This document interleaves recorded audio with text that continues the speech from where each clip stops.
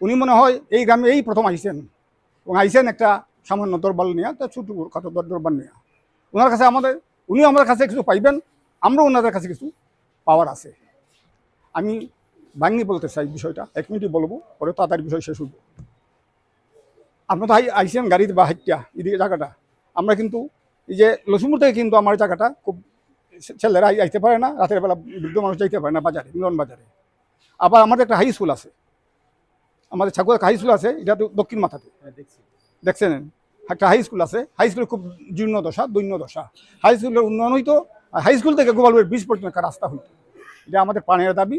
এই দাবিটা আমাদের বাবি এমপি সাহেবকে আমরা শুনে তৈলাম। এই 3টা দাবি আমাদের আছে। আর আজকের যে সবার যে কাজ, ওনার সম্পূর্ণ ক্ষমতা আমরা গ্রামবাসী ওনার হাতে ন্যস্ত করেছি। এতে তো কেউ কোনো আপত্তি থাকলে বলেন, উনি যা বলবেন রেডি আমাদের কথা হবে। উনি তো বলো। আসসালামু আলাইকুম, আদাব। আমরা কিন্তু বিচারে আমরা যে এই গ্রাম্য সালিশ করি, এটার একটা নিয়ম কানুন থাকে। আমরা ফর্মালি একজন সভাপতি করি, একজন পরিচালক করি, এরপরে নিয়ম অনুযায়ী একজন আমরা কথা বলি।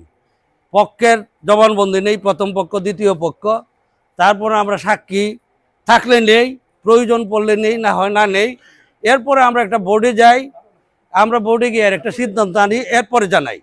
আজকের বিষয়টা হাউসকে অবগতির জন্য জানাইতেছি যে আজকের বিষয়টা আমরা এইভাবে ফর্মুলেট করব না, আমরা ইনফর্মালি, মানে এই আমাদের সকলের যে ইচ্ছা বা আমাদের যে তর্কাতর্কি, পক্ষের জানাজানি, এগুলি আমাদের সব জানা হয়ে গেছে। আমাদের নেতা এখানে আছেন, উনি নিজে যায় সরজমিনে জায়গাটা দেখে উভয় পক্ষের সাথে কথা কইয়া তাদের সম্মতি নিয়ে সব কিছু একটা মনে মনে স্থির করে আসছে যে আজকের বিষয়টা কিভাবে সমাধান করলে উভয় পক্ষ খুশি হবে। সেই লক্ষ্যে আমরা বলতেছি যে আমাদের আর কেউ কোনো কথা না বললে ওনার উপরে আমরা দেলাই, উনি যেটা দেয় যেভাবে বুঝায় পক্ষ সুন্দর করে বুঝে ফেলাইলে আমরা অনুরোধ করব পক্ষকে, উভয় পক্ষকে, যে আমাদের উনি এই প্রথম আসছে আপনাদের কাছে, আর উনি একজন আইনের লোক, বহু মানে সর্বোচ্চ আদালতে উনি ওকালতি করেন। কাজেই উনারে তো আর কোনো জিনিস মীমাংসার জিনিস আমরা বুঝাই দিতে হবে না, শিখাইও দিতে হবে না। তো এই কারণে উনি যতটুকু দেখছে বুঝছে বাস্তবে, এর ভিত্তিতে একটা সমাধান দিতে চায়। আমি পক্ষকে বলবো যে আপনারা দয়া করে এইটুকু মেনে নেবেন, এটা আমরা হাউজের দাবি, আমরা সকলের দাবি। আর উনি অল্প সময় এই বিষয়টা সমাধান করতে চান, আমরা কি সকলে রাজি? আপনার কইতা আচ্ছা ক চাকুয়ার পক্ষে বলো। উপস্থিত সবাইকে আমার নমস্কার, আদাব ও আন্তরিক শুভেচ্ছা। আমি কৃপাসিন্ধু বণিক, আমি গ্রামেরই ছেলে।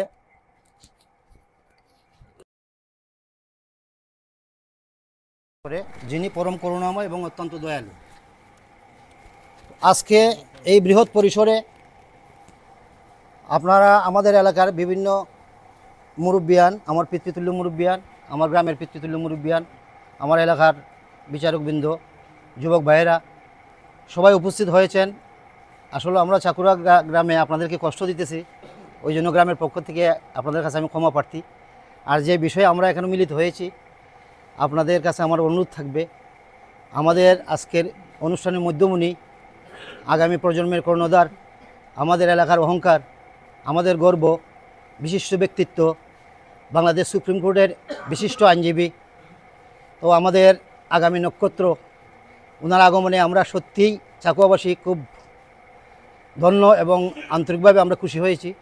আমরা সবাই একটা করতালির মাধ্যমে আমরা অ্যাডভোকেট শিশিরমণিকে আমরা স্বাগত জানাবো। ধন্যবাদ সবাইকে। আমরা হয়তো জায়গা সীমিত, সবাই আমরা ঠিকমতো বসার জায়গা দিতে পারছি না, এই জন্য আমরা গ্রামবাসী ক্ষমা প্রার্থী। আর বিষয়টা যাতে সুন্দরভাবে শেষ হয়, সবাই নীরবতা পালন করবেন, এই আশাবাদ ব্যক্ত রেখে আমাদের আজকের প্রধান অতিথিকে আবারও আমার গ্রামের পক্ষ থেকে আদাব সালাম জানিয়ে আমি আমার বক্তব্য শেষ করছি। এখন আরেকটু কইলা কমান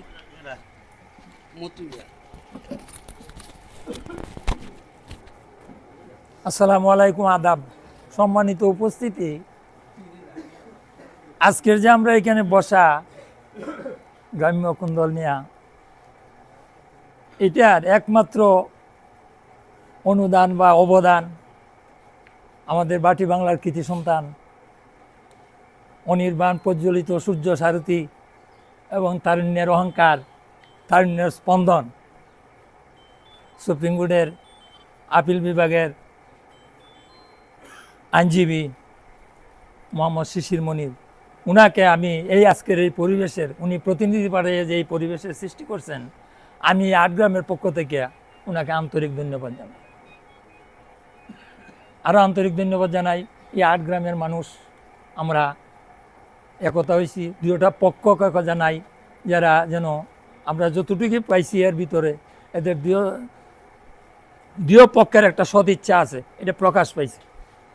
উনি যে সিদ্ধান্ত নিয়ে আসবেন, আমার পূর্ববর্তী পঞ্চায়েত বলে গেছেন যে আমরা মিটিংয়ের ফর্মালিটি বা যাব না, উনি আজকে অল ইন অল, উনি যে সিদ্ধান্ত দিবে এইটাই সিদ্ধান্ত। আমি দুটা পক্ষের কাছে আমার এই অনুরোধ, উনি যে সিদ্ধান্তটা আনে, যে সিদ্ধান্তটা দিবে, আমরা দুটা পক্ষ যেন আন্তরিকভাবে মান্য নেই। এই বলে আমার বক্তব্য আমি এখানেই শেষ করলাম। মজিবুর কোথা কিছু অল্প কথা বলে দাও।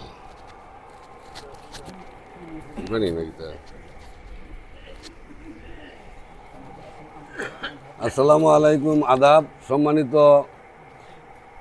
এলাকাবাসী, আপনাদের সামনে আজকে যে আমাদের বিশেষ প্রধান অতিথি জনাব শিশির আহমদ সাহেব উপস্থিত হয়েছেন, হয়তো এই গ্রামের একটু কুন্দল ছিল, বাড়িতে শুনলে উনি ছুটে আসছে।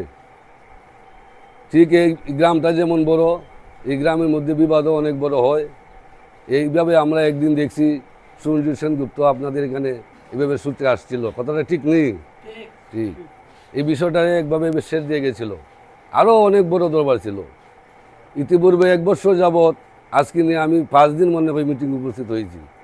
বিষয়গুলো শেষ করে যাই, পরে দেখা যায় আবার এটা শুরু হয়।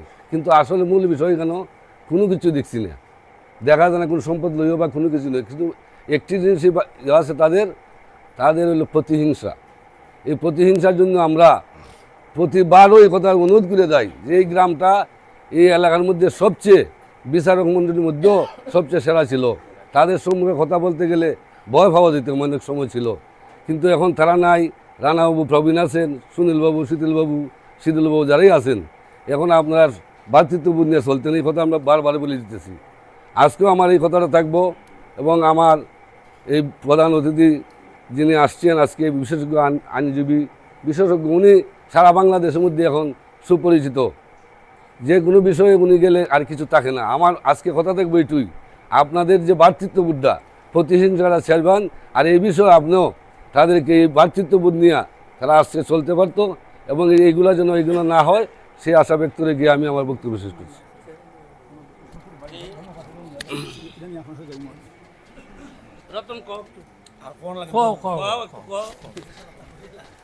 আচ্ছা, শ্রদ্ধা জানাই মুরব্বিয়ান যারা আছেন প্রত্যেককেই, আর বিশেষ করে স্বাগত সাধুবাদ জানাই শিশিরমণির মহোদয়কে। ওনার স্থিরতা, ওনার প্রজ্ঞা, ওনার ধ্যানমগ্নতা ওনাকে বাংলাদেশের সর্বোচ্চ পর্যায়ে নিয়ে গেছে। এটা আপনারা প্রত্যেকেই জানেন। যেদিন ঘটনাটার সূত্রপাত হয়, আমি ওনার চেম্বারেই ছিলাম ঢাকায়, একসাথে আমরা ছিলাম। আমিও শুনতে পাই, তাৎক্ষণিক উনি লোক পাঠাইছে, আমিও ফোনে অনেকের সাথে কথা বলছি। এই বিষয়টা, দুর্ঘটনাটা ঘটে নাই, এটা ঈশ্বরের অসীম ইচ্ছা, আমরা রক্ষা পাইছি এটা থেকে। কারণ চাকুয়া এমন একটা গ্রাম, আমাদের অত্র অঞ্চলের মধ্যে আমরা এই গ্রামটাকে একটু অন্যরকমভাবে মূল্যায়ন করি।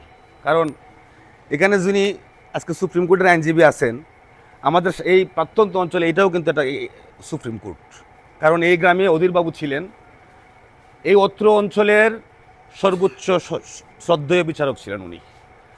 গ্রামের মধ্যে কেন হাকিম ভাই আছেন, দীর্ঘদিন ওনার সাথে বিচারক কার্য করছেন। তা আমরা যখন সামাজিক পরিসরে বসি, তখন ওনাকে আমরা শ্রদ্ধার সাথে স্মরণ না করে আমরা পারি না। তো এই গ্রামের পরবর্তীতে এখন যারা প্রতিনিধিত্ব করতেছেন, আপনাদের দায়িত্ব অনেক বেশি ছিল, আপনাদের কাছে প্রত্যাশা আমাদের অনেক বেশি। আমি কিছু নাম বলতে পারবো এখানে, কিন্তু নামগুলো আমি মুখে আনতে পারি না, কারণ প্রত্যেকে আমার শ্রদ্ধেয়, এবং আপনারা বুঝেন যে কার কার নাম আসবে। ইতিমধ্যে আমার চাচা মুজিবুর চাচা অনেকের নাম বলছেন। এই গ্রামটা কিন্তু আমার মামার গ্রামও, কাকার গ্রামও। তো আপনাদের উপরে দায়িত্বটুকু ছিল, বর্তাই ছিল। আপনারা কতটুকু এটুকু সুরক্ষিত রাখতে পারছেন আপনাদের পূর্বসূরীদের ঐতিহ্য, এটা আপনারা একটু নিজেরাই একটু উপলব্ধি করার চেষ্টা করবেন, তাহলে উত্তরটা পেয়ে যাবেন। আর আমি একটু আজকের যিনি প্রধান অতিথি উনাকে একটু অবহিত করার জন্য, অনেক বিজ্ঞ মানুষ, ওইখানে নাইমাই হয়তো সব কিছু ওনার গ্রিপে নিয়ে আসছে, তবুও আমি একটু মানে ওনার উপলব্ধির জন্য বলতে চাই যে এটার পারিবারিক বিষয়, একদম আপন ভাইয়ের মতো, আপন কাকাতো জড়াতো কুড়াতো জড়াতো ভাই। এই একটা ফ্যামিলির এটা সমস্যা, এটা এত বড় গ্রামে ছড়াইয়া যাবে, এই এলাকায় ছড়াইয়া যাবে, এটার কারণটা কি, এর কীভাবে এটা প্যাট্রোনাইজ হইল, এই বিষয়টা একটু উপলব্ধি করার বিষয় আছে। কারণ হলো এই যে লিডারশিপ যারা আছেন, আমরা যদি এদের মধ্যে আন্তরিকতা আজকে ফিরিয়ে দিতে না পারি, তাহলে এই বিষয়টা সমাধান হইলেও এটা সাস্টেন হবে না।